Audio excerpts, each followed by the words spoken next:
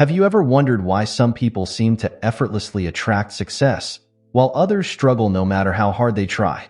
It's not luck or chance. There's a hidden force at work, shaping our lives in ways we often don't realize. This force is called the mirror principle, and it's about to change everything you thought you knew about creating the life you want.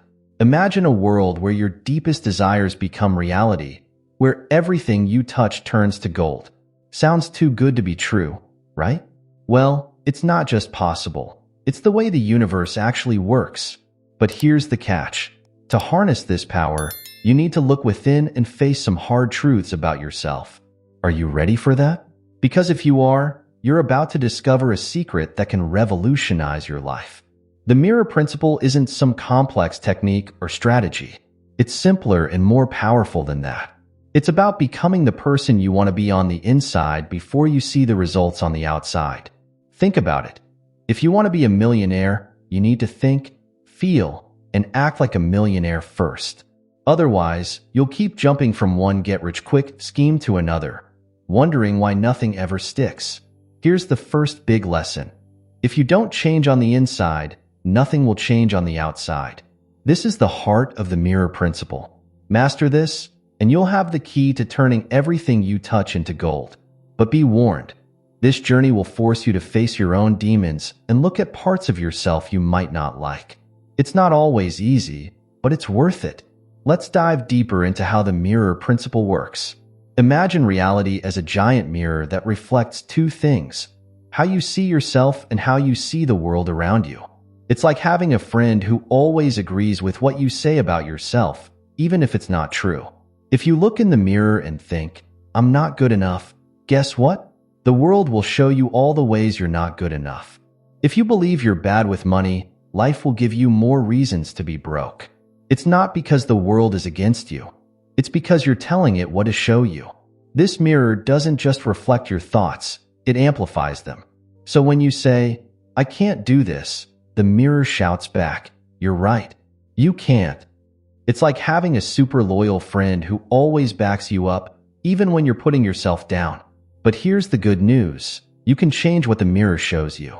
Instead of trying to force the reflection to change, you need to change what you're projecting. It's like trying to influence a friend. If you just tell them what to do, they might rebel. But if you inspire them and show them why something is a good idea, they're more likely to listen.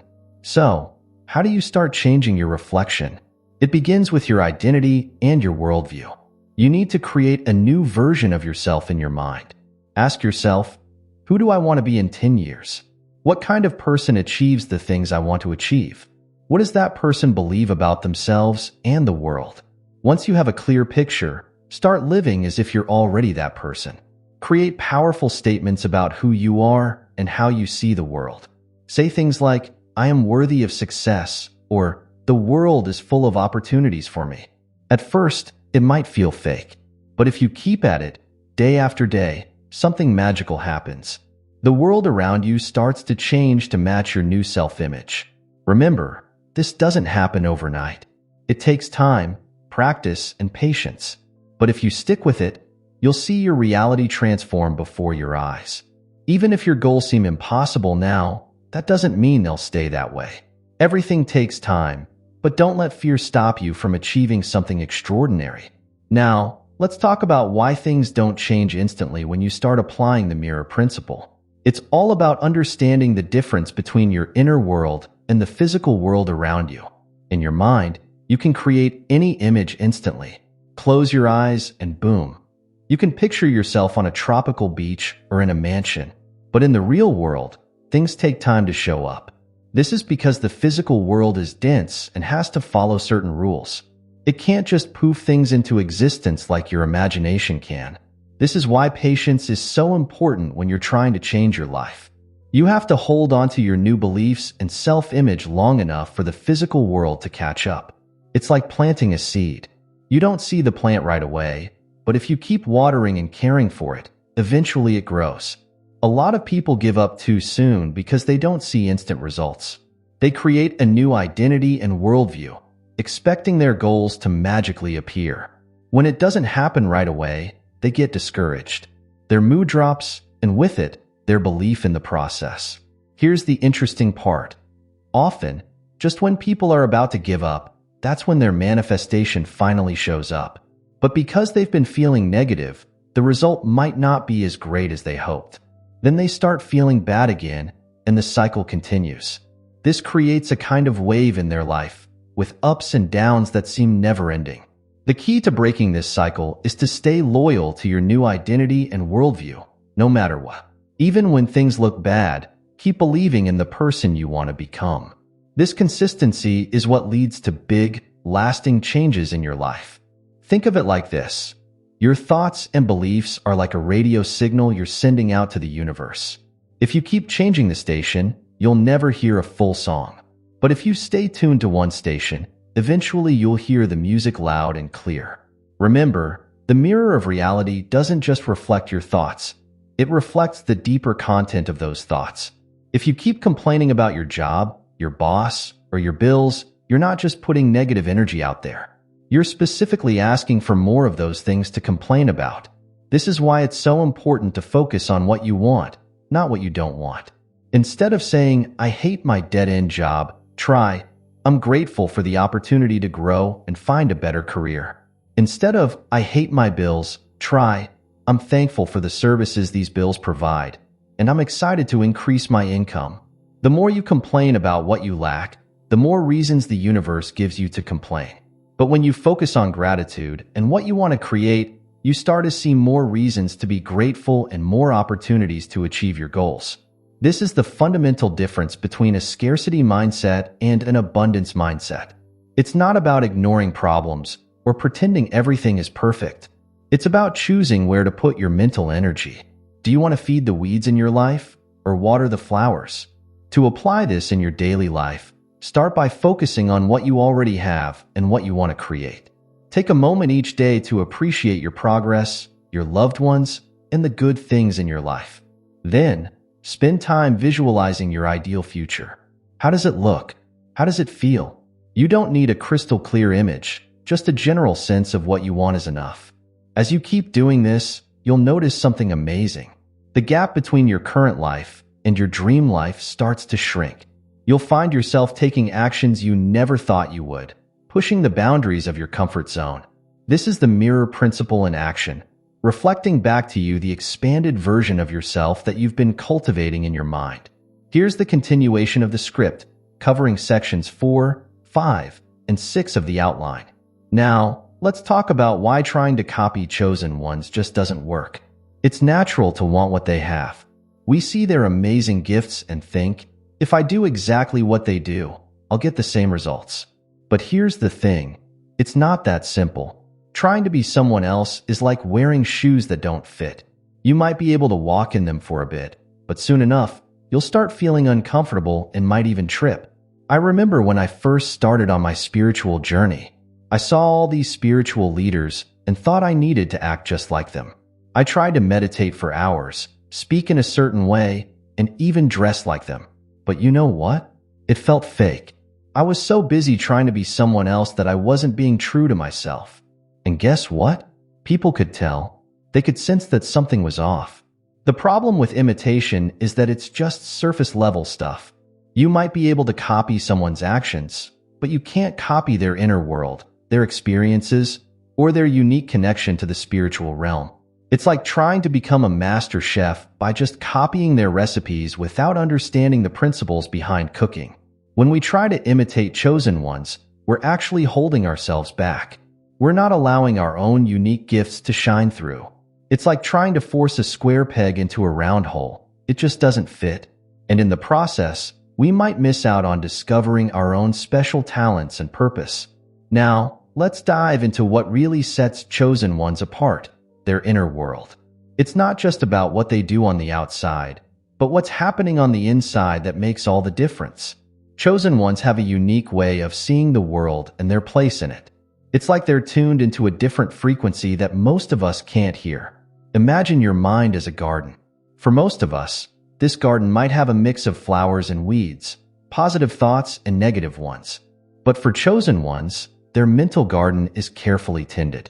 They've learned to nurture the thoughts and beliefs that help them grow spiritually, while weeding out the ones that hold them back. This inner world shapes everything they do and experience on the outside. It's like the mirror principle we talked about earlier. What's inside gets reflected in their outer reality. If they believe deeply in their connection to the divine, the world seems to respond by bringing them more spiritual experiences. If they trust in abundance, opportunities seem to flow their way.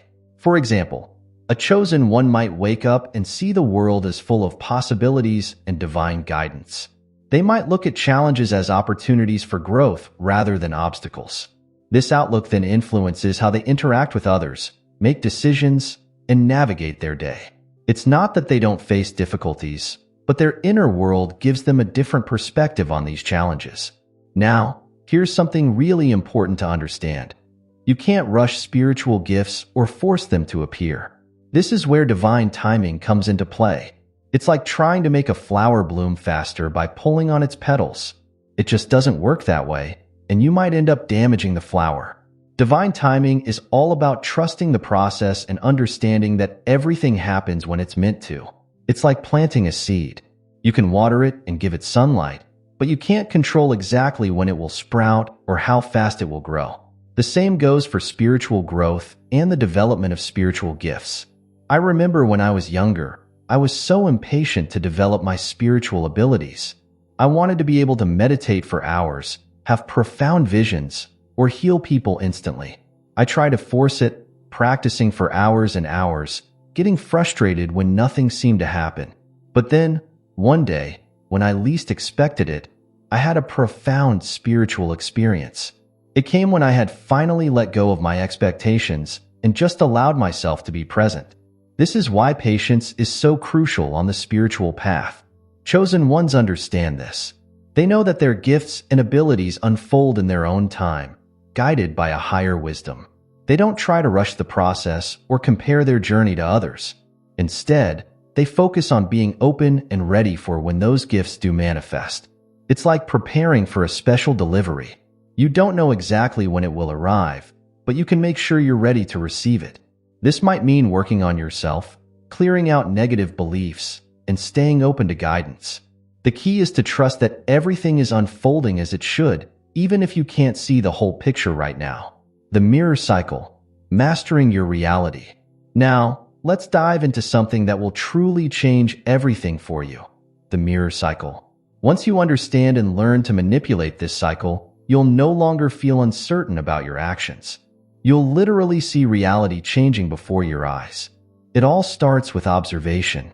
Think about the negative attitudes you've had in the past, all the complaints, the bad things that happened, or the unconscious choices you made. That's your present moment. When you look at your current situation, the bills piling up, the job you don't like, you use this to form your internal image or attitude. This image, your thoughts and feelings, is what you present to the mirror of reality. And the mirror has no choice but to reflect it back, shaping your reality according to that image. But here's where most people get stuck. They look at this reflection and remain trapped in the cycle. They keep observing the same patterns in their lives, thinking, why does this keep happening to me? They might try different strategies or start new projects, but nothing seems to work in the long run. Why? Because there's no fundamental change happening in their worldview or identity. They're still the same person, just trying different tactics. It's like repainting a car and expecting it to suddenly become a helicopter. The outside might look different, but the core remains unchanged. So, how do we break this cycle? We need to reverse the process. Instead of starting with observation, we start with the image we want to create. We turn our backs on our current reality, understanding that what's around us now is just a result of past decisions. If we want to shape tomorrow, we need to make conscious choices today. Here's how to break the cycle and become a true co-creator of your reality. Start with the image you want to form. Choose consciously who you want to be and what kind of world you want to live in. When you do this, the mirror of reality has no choice but to start reflecting it back to you. At first, the changes might be small, but instead of looking for what's not working, focus on confirming what is working. If you're aiming for more confidence, notice how people start to respond to you differently. If you're working on improving your business, pay attention to the small improvements that start to happen. Your whole world might seem to be falling apart, but you choose to focus only on the things that align with your chosen identity and worldview. It's not about ignoring problems, but about where you put your attention and energy. The more you do this, the more it snowballs. What started as small changes begin to compound. Before you know it, your reality has transformed into something beyond what you initially imagined. This isn't just theory, it's a principle that has worked for countless people, including myself. When I first encountered these ideas, I thought they were nonsense. But when I started applying them and saw the results, it was mind-blowing. Things I wanted began to come to me, often in ways I couldn't have predicted. It was as if the universe was conspiring to help me achieve my goals. As we delve deeper into the mirror of reality, we uncover an inner power that's often overlooked. What we see around us is actually an echo of our beliefs, identity, and worldview. But here's the secret to transformation. Instead of just observing reality, we must shape our destiny with the image of who we want to be and what we want to achieve. Think of yourself as an alchemist. Just as the alchemists of old sought to turn lead into gold, you have the power to transmute your life. By adopting a mindset of abundance and focusing on what you have and what you want, you can transform your reality. The mirror of reality knows no limits. It only responds to what we offer it. If you present it with an image of lack and limitation, that's what it will reflect back. But if you offer it an image of abundance, growth, and possibility, it will respond in kind. This journey through the mirror of reality is ultimately a search for the truth within ourselves. It's a celebration of our ability to create, to innovate, and to transcend our current circumstances. It's about recognizing that we are not just passive observers of our lives, but active participants in shaping our destiny. As you move forward with this knowledge, remember that change takes time. Be patient with yourself. Celebrate the small victories along the way. Each time you choose to focus on what you want rather than what you don't want, you're taking a step towards mastery of the mirror principle. Practice creating powerful affirmations about your identity and your view of the world. Repeat them daily, not just with your words, but with your feelings and actions. Live as if you're already the person you want to become.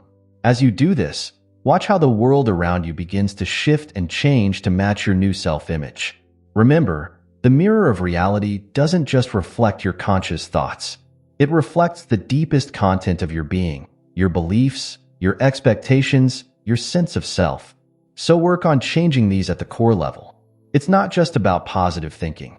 It's about fundamentally shifting who you are and how you see the world. And here's a powerful truth to keep in mind. You are always using the mirror principle, whether you're aware of it or not. Every thought, every belief, every action is shaping your reality. By becoming conscious of this process, you gain the power to direct it intentionally. So, as you go about your day, ask yourself, what am I presenting to the mirror of reality? Am I focusing on what I want or what I don't want?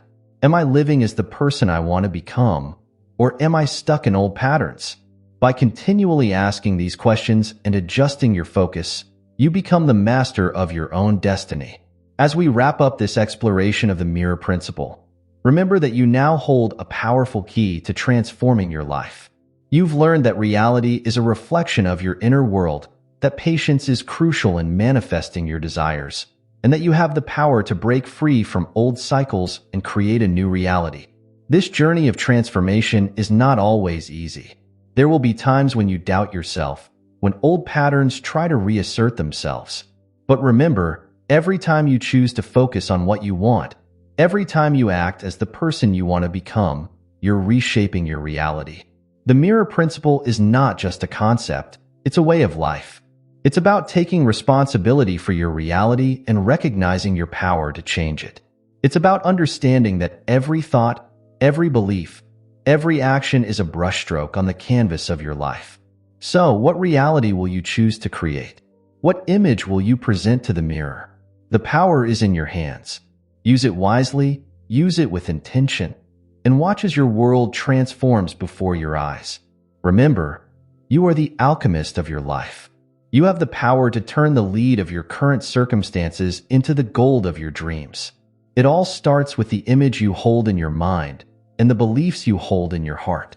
Your journey of transformation begins now. Embrace it, enjoy it, and watch as the mirror of reality reflects back to you a life beyond your wildest dreams.